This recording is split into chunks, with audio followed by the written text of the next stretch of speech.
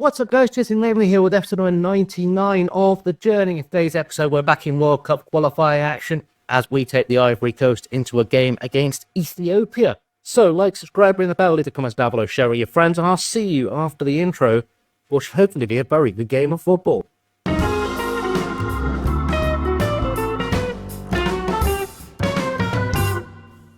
So we go straight into this one with a pretty much fully rotated squad for it, which is nice, and hopefully it will yield good results. So Stanley Sumaharo comes in for his first ever cap for the Ivory Coast in goal. He's behind Kasunu, Dade, Bade, and Panzo.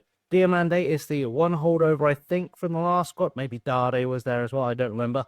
Diamande was in the squad for sure. He's behind Gorby and Kessie. Guiana on the right-hand side, Baba on the left. I don't think that improves if I switch them, but we'll have a little check.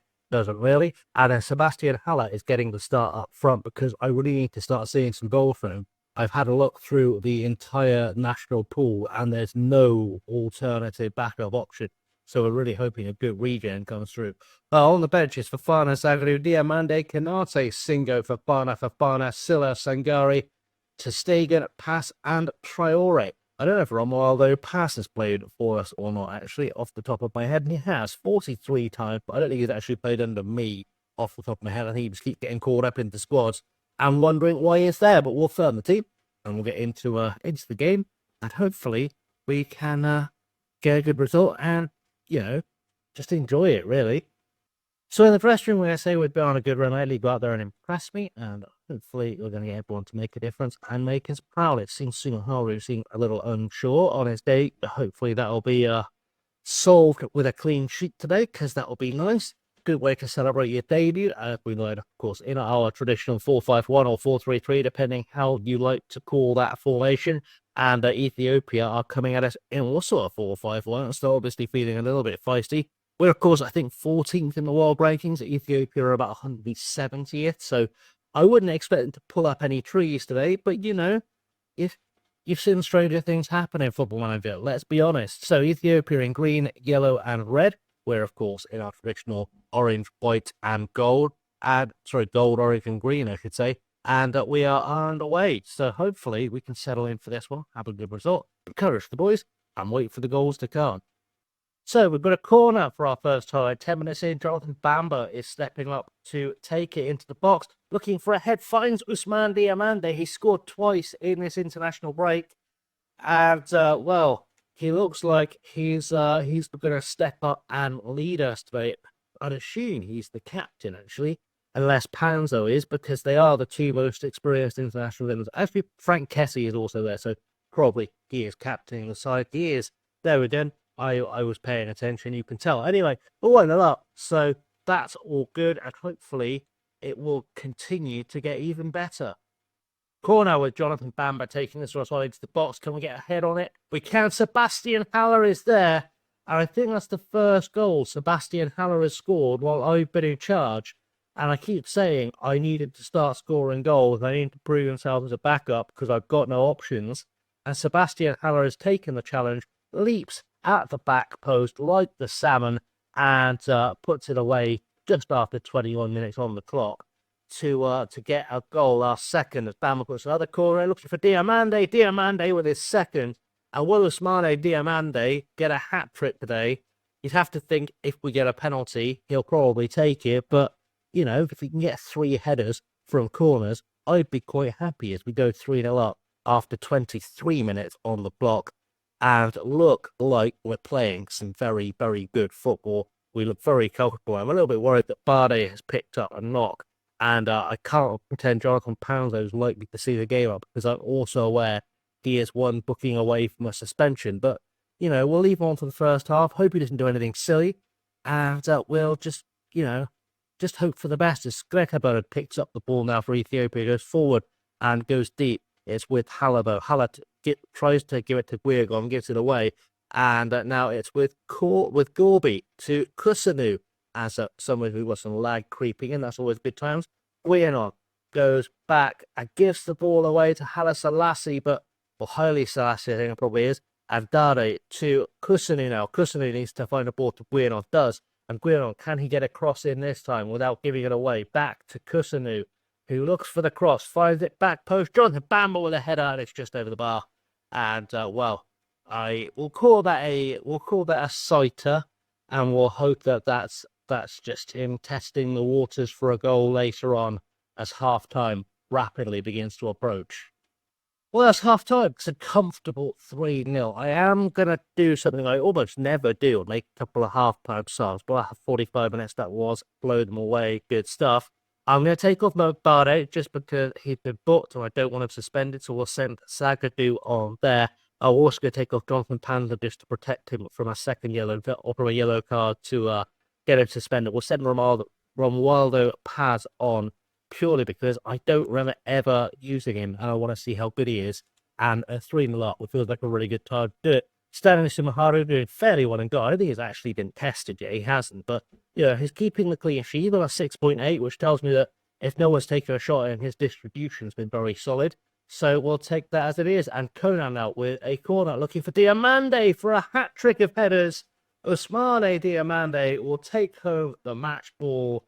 And, well, to be honest, I made up for the lad because he's been really, really good for us. He does step up and score from set pieces so often that it was just a matter of time, I think, or he got a set piece hat-trick or a headed hat-trick. And, probably couldn't happen to a nicer fella. I'm assuming he's a nice guy. I've never met the guy, obviously, but, we don't want to assume he's a bit of a knobhead in real life because that would be a little bit unfair, wouldn't it? Throw-in now, and Singo has come with a sub to take the throw-in as well. Silla also on as he picks up the ball, just replaced the entire back line casually, 3 and 4-0 up. As Bamba finds Kessie, gives the ball away. Though Diamande has picked it back up. Schiller now will look for a ball out wide. No, Zagadou is the one that picks it up. It's going to play it to Paz. No, I still haven't seen Paz do anything yet. Gorby, ball out wide for Guiron. Guiron with a cross for Haller. Sebastian Haller heads it off, gets stopped by Yeo at the back. And now it's with Haile Selassie. That's to Zambrano. Haile Selassie again. And it's now back with Zabataro. And, we're easing our way through this one now. I think Romualdo Paz is the guy coming up as Conan on the side. I don't understand how these nicknames work. And Zagadou finds Gorby forwards for Guiron for Haller. Haller with a little touch on to Bamba. Bamba picks it up in the box. And, I thought he was going to make good in this sighter from earlier. But Frank Kessie will make good. And that is 5-0 to the Ivory Coast at home to Ethiopia. And I would say this game looks as good as done. I am holding back a sub, by the way, on purpose, so we can give Ousmane Diamande his flowers later. Because you never know, he might get a fourth goal yet. He's definitely got the nose for them today. So hopefully we can give it another 10-15 minutes, see if he scores another goal, and then we'll give him his little send-off as subs are made for Ethiopia. And it's with Piazzolla to Bolland to Xavier Pino. To Piazzolla again. Piazzolla goes back to Bolland, to Xavier Pino, to Mediro, to Piazzolla now coming through. He has a good cross in, and Tesfaye gets the ball away. And we've once again not kept it clean. Oh, we have. It's been called disallowed. One thing I was just thinking as well, because we've got a little time to have a little chat. I was just thinking that at some stage, maybe on FM25, it's too late in the FM24 cycle, I'd quite like to try a save with Ethiopia. I said actually, FM25 is now international football. At some stage, remind me in the comments if I haven't done this by FM26, because it's only going to be about 6 months away. Remind me in the comments. I'd like to do a build a nation thing with Ethiopia as Diamande goes close again. With Ethiopia, because as much as it feels like a bit profiting from Frashius, I'm going to give the flowers to Diamande and send Sangarion. Because of the famine that was in Ethiopia, I think it was a genocide as well in Ethiopia. Correct if I'm wrong, because history not my best subject, as Madeira gets a goal back for them. But the diaspora, the number of Ethiopians who escaped to Europe about 10, 15, 20 years ago, whenever it was, probably has yielded some quite good players. And a lot of the Ethiopians came to the UK, came to Italy, Spain, France. I just have a feeling there's probably quite a good Ethiopian diaspora in real life that will be reflected in the game, because it does do that with regens. That, or new gens, I should say, so no one gets upset in the comments. That you should be able to build quite a solid Ethiopian side. Just a random thought. Maybe we'll explore that in an experiment or something. Anyway, the time is coming up, and the game is over. 5-1 the final score. A incredible performance from Diamante. Somehow Jonathan Bamber has stolen man of the match, which just feels unfair. Because Diamante, realistically, shouldn't have scored 3 goals in all by rights, because he's an offensive midfielder. So who knows? Who knows? Anyway, I need to have where I'm coming back, and I don't know when the next qualifier games are for the World Cup for the Ivory Coast. Now there's some Championship of African Nations games coming up, but of course we never play those because they're worthless. It's looking it's going to be in June, so we need to have a look, see what we're coming back from Wealdstone. I might come back to the end of the season. We're in March, so there's about 5-6 games left. We are currently sat second in the table. We picked up a draw in our last game, so that was a thing. Trying to avoid some spoilers, but we've got 5 games left. So yeah, we'll come back for the Yeovil game at the end of the season to see how things are shaking up. We have got a good run coming up with Dartford in 17th, with Weymouth in 7th, with Dover in 18th, and St Albans in 8th. And some winnable games there. The Yeovil are currently sat in 4th. Could be a bit trickier, but we'll come back with that last game of the season, because that feels like we'll be in a nice little place there to see what happens. So I get to thank you for watching. I have, as always, been chasing lamely. Do like, subscribe, ring the bell, leave your comments down below, as I keep saying. And yeah, we'll see how we do in next episode with Wealdstone getting them out of the National League North. I have given another thought to moving on at the end of this season, but I had a little look at what's in the job market and what's insecure right now. There's nothing massively appealing, bar maybe Stroy Bucharest, the proper Stroy Bucharest, not the fake one.